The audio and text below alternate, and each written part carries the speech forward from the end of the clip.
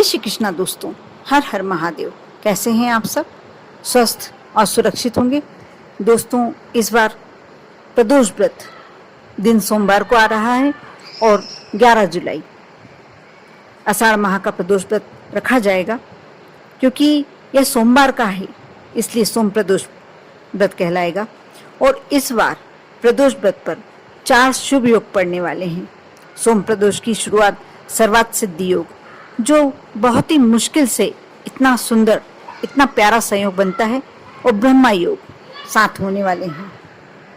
आप सभी जानते हैं कि प्रदोष व्रत जो रखता है, जैसे एकादशी साल भर में 24 पड़ती है, उसी प्रकार प्रदोष व्रत भी 24 ही पड़ते हैं। और आप यदि किसी विशेष इच्छा से, किसी विशेष मनोकामना से व्रत करना चाहते हैं तो आप 24 प्रदोष का नियम ले सकते हैं, या कुछ खास प्रदोष जैसे आप किस इच्छा से करना चाहते हैं उसके अनुसार आप दिन के प्रदोष व्रत तय कर सकते हैं। और शुक्ल पक्ष व्रत का शुरू करना चाहते हैं तो शुक्ल पक्ष का व्रत से शुरू कर सकते हैं। क्योंकि जो प्रदोष व्रत करता है वो किसी विशेष इच्छा से, विशेष मनोकामना से करता है, उसकी सारी इच्छाएं पूरी होती है, जिंदगी की, जीवन की तमाम बाधाएं दूर हो जाती हैं, मनोवांछित फल की प्राप्ति होती है। इस बार का जो सोम प्रदोष की शुरुआत सर्वार्थ सिद्धि योग और ब्रह्मा योग के साथ हो रही है, इसलिए इस बार विशेष प्रदोष व्रत खास रहेगा। इस दिन यदि आप व्रत रखते हैं तो अति उत्तम, यदि नहीं रख पाते तो कुछ मैं छोटे छोटे से उपाय बताने जा रही हूँ।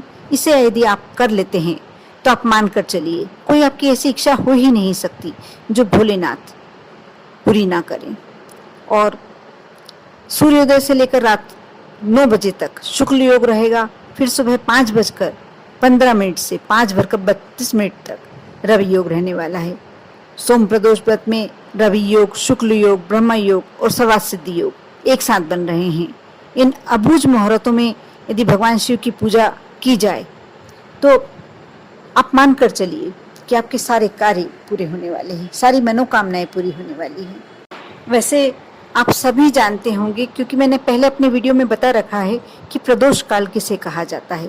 लेकिन जिसने मेरे पहले के वीडियो नहीं देखे हैं, जो अभी अभी जुड़ रहे हैं मेरे चैनल से, उनके लिए मैं बताना उचित समझती हूँ कि सूर्यास्त से 45 मिनट पूर्व और सूर्यास्त के 45 मिनट बाद तक भगवान शिव की पूजन करना बहुत ही श्रेष्ठ माना जाता है। यह काल प्रदोष काल कहलाता है।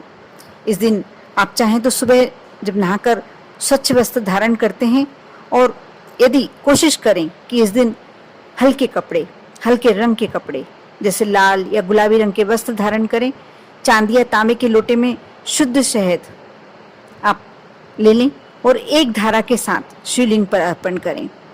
इसके बाद शुद्ध जल की धारा से अभिषेक करें, और जिस मंत्र का मैं उच्चारण कर रही हूँ, आप उस मंत्र का उच्चारण 108 बार जाप करें।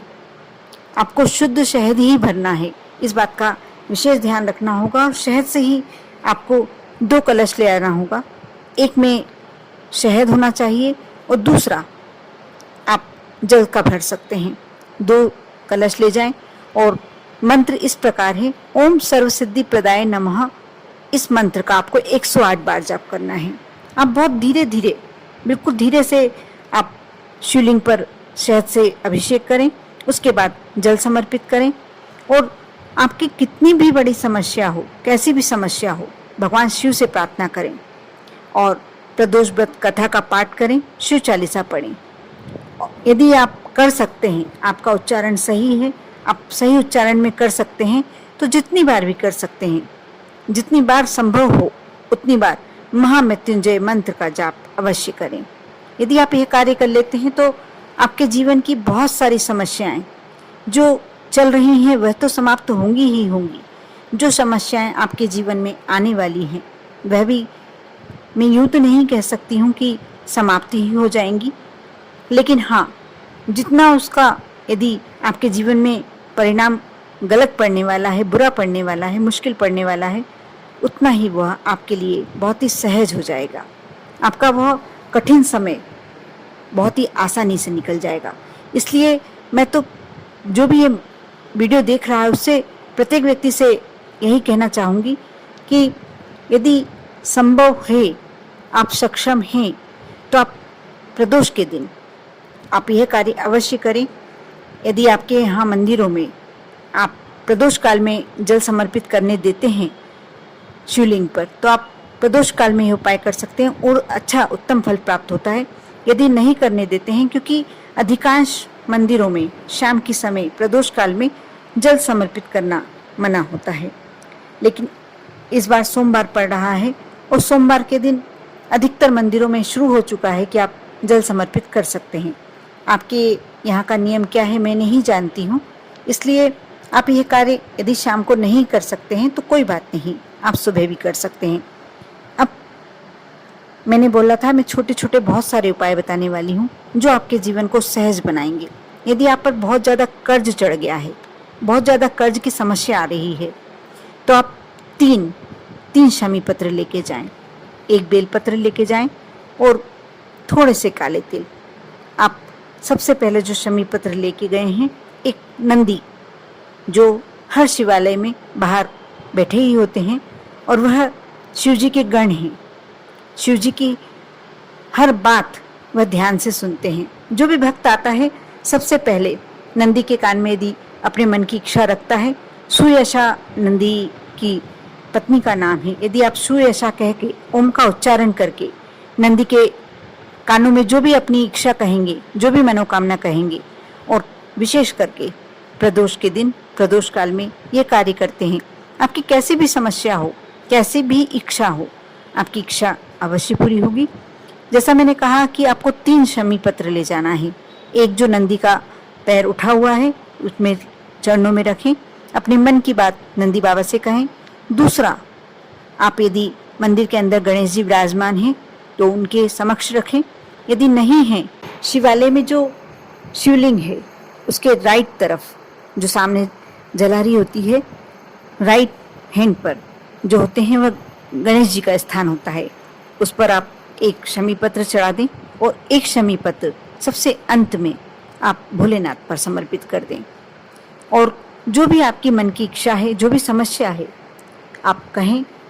यह उपाय उन लोगों के लिए बहुत ही ज़्यादा फलीभूत होता है जो विशेष करके अपनी संपत्ति को, यदि किसी ने आपकी संपत्ति ले ली है और वापस नहीं कर रहा, यदि आप वह संपत्ति पाना चाहते हैं, आप यदि कोर्ट कचहरी के मामलों में भी उलझे हुए हैं और आप विनती जाके भोलेनाथ के समक्ष विनती करते हैं, ये कार्य करते हैं, उपाय करते हैं, तो आपका अवश्य बहुत ही जल्दी रिजल्ट देखने को मिलता है।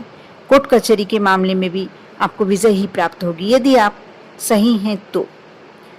एक सबसे सरल उपाय बताऊंगी, यदि आप ये करते तो इसमें भी कुछ नहीं हो। जो बेलपत्र ले गए थे, मैंने एक बेलपत्र ले आने का कहा था, जो बेलपत्र ले गए थे वह भी आप शिवलिंग पर जब शमी पत्र चढ़ाएं अपनी विनती कर लें, उसके बाद बेलपत्र समर्पित कर और आप घर वापस आ जाएं, आपका काम हो गया। आपकी बहुत ही जल्दी, मतलब मैं कहूँगी कि यदि 15 दिन में कहूँगी तो शायद देर हो जाएगी। आप यदि श्रद्धा से और आस्था से करते हैं, जैसा मैंने बताया है वैसा करते हैं, तो आपकी मनोकामना तो पूर्ण होनी ही होनी है। और यदि आप कर्जे से उलझे हुए हैं, बहुत ही ज़्यादा धन की कमी आ गई, दुर्भाग्य का समय चल रहा है, आप यह बात किसी से शेयर नहीं कर सकते, लेकिन भोलेनाथ से शेयर कर सकते हैं। भोलेनाथ से अपने मन की बात कर सकते हैं। आप 108 अक्षत के दाने, यानी जो चावल के दाने आप ले जाएंगे साबुत होने चाहिए। अक्षत का मतलब होता है बिना टूटे फूटे, और भोलेनाथ को कोई भी चीज़ टूटी फूटी समर्पित नहीं होती है, ये मैं अपने पहले वीडियो में बता चुकी हूँ, लेकिन फिर भी आपको इसलिए मैं बार बार बताती हूँ कि आप गलती से ये कार्य ना करें। आप जब भी अक्षत ले जाएं या बेलपत्र ले जाएं, जो भी चीज़ भोलेनाथ को समर्पित, बल्कि ये होता है कि जो नारियल भी समर्पित करता है तो भोलेनाथ को पूरा नारियल समर्पित होता है, उसे फोड़कर नहीं आप चढ़ा सकते। आप 108 चावल के दाने अक्षत ले जाएं और पूरे के पूरे हथेली से आप सीधे हाथ में राइट हैंड में रख कर ले जाएं। किसी विशेष इच्छा से, धन की कमी से यदि आप परेशान हैं तो ये कार्य आपके लिए बहुत ही उत्तम उपाय है। आप और उस शिवलिंग पर पूरा समर्पित कर थोड़ी देर तक उस पर अपनी हथेली से रख के चावल पहले समर्पित करें, उसके बाद अपनी हथेली रखें भोलेनाथ जो शिवलिंग बना हुआ है उस पर, और फिर अपने मन की इच्छा, जैसे भी जिस भी आप भाषा में बोलना चाहते हैं, जैसे भी आप भोलेनाथ को अपनी समस्या बता सकते हैं। आपको लगते हैं कि आपके इष्ट आपकी कौन सी भाषा से द्रवित होकर आपका कार्य करेंगे, वह उस भाषा से बोलें, उस तरीके से आप उनसे विनती करें और विनती कर कर आप घर आ जाएं। आप देखना, आपको कहीं ना कहीं से ऐसा रास्ता दिखाई देने लगेगा जहाँ से आपको अपने लायक अपना जीवन आप सुचारू रूप से चला सकें, उतना धन प्राप्त होने के योग बनने लगेंगे। धीरे धीरे स्थिति संभलते संभलते आप अच्छे धनवान भी बन सकते हैं। इसलिए यह उपाय बहुत ही सरल उपाय है और प्रदोष बहुत ही अच्छे योग लेकर आ रहा है। इसमें यदि आप ये कार्य करते हैं तो आप मान कर चलिए कि भोलेनाथ आपकी कोई भी इच्छा अधूरी नहीं छोड़ेंगे। लेकिन सारी बातें डिपेंड होती है आपके विश्वास पर और आपकी आस्था पर। यदि किसी का कोई, वैसे मुझे कमेंट्स में अधिकतर लोग बोलते हैं कि हम आपके उपाय करते हैं और हमारा हर कार्य सिद्ध होता है, मुझे बहुत अच्छा लगता है। लेकिन यदि किसी का उसमें से कुछ लोग ऐसे भी होते होंगे जिनका कार्य नहीं हो पाता, लेकिन आप कर देखिए और पूरा विश्वास के साथ कर देखिए, पूरे मनोबल के साथ करके देखिए। यदि ऐसा है कि कहीं आपसे गलती चूक हो जाती है तो वह आपका कार्य पूरा होने में कहीं संदेह हो जाता है। इसलिए आप पूरा वीडियो अच्छे से देखें, ध्यान से सुनें और फिर कार्य करें। लेकिन उससे सबसे ज़्यादा ज़रूरी होता है मन में विश्वास बनाए रखें कि एक शक्ति ऐसी है, आपके इष्ट ऐसे हैं जो आपकी हर बातों को सुन रहे हैं और आपका कार्य अवश्य पूरा करेंगे। कर देखिए, आप पर और आपके पूरे परिवार पर भोलेनाथ की कृपा हमेशा बनी रहे। ओम नमः शिवाय।